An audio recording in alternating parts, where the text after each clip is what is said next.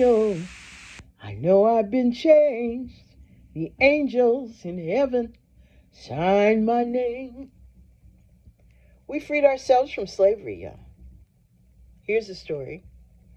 This is about Joseph Keene and his family who fled on Good Friday, 1831.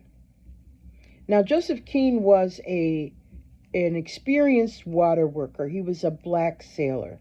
So he knew those waters on the Chesapeake. They lived on the eastern shore of Maryland, down there in Dorchester County. Came from that same kind of area where Harriet Tubman came from.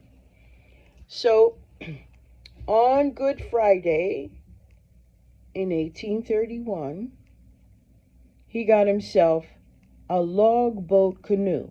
Now, logboat canoes were about 20-something feet long. They weren't very wide, and they had one or maybe two sails.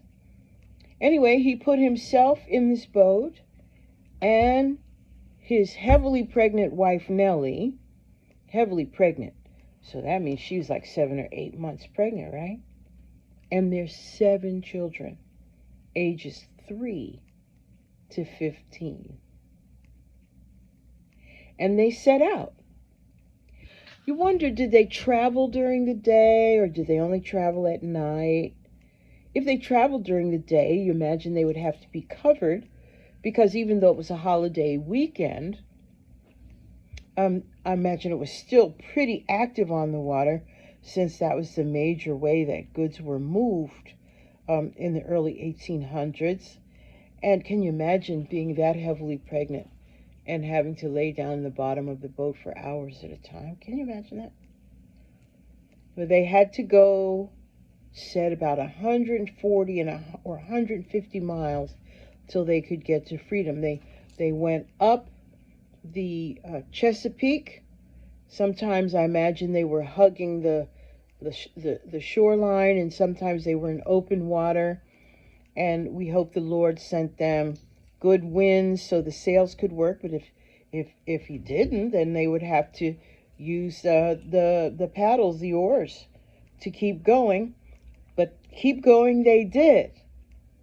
And they went up that Chesapeake, and they got to something called the C&D Canal, which had just been finished like 1.5, 2 years before they set out. So they were able to go across 14 or 15 miles that canal to reach the other side. So they go up the Delaware River. Now, when they came out of the C&D Canal, they're still in the south, so they have to still be quiet. And by then, they maybe were traveling 2 or 3 days, and that 3-year-old still had to be quiet.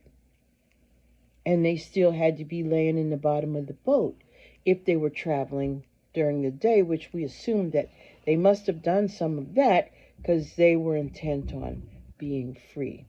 So then they get on the other side of that C&D Canal. Now it's 40 more miles up the Delaware till they can get to Pennsylvania and then Philadelphia, Abolition, and Friends. And thank God, a year later, by the time that enslaver died, he was still not able to find them and recapture them because we freed ourselves. Went to the water was cold. Angels in heaven signed my name. Chilled my body, but not my soul. Angels in heaven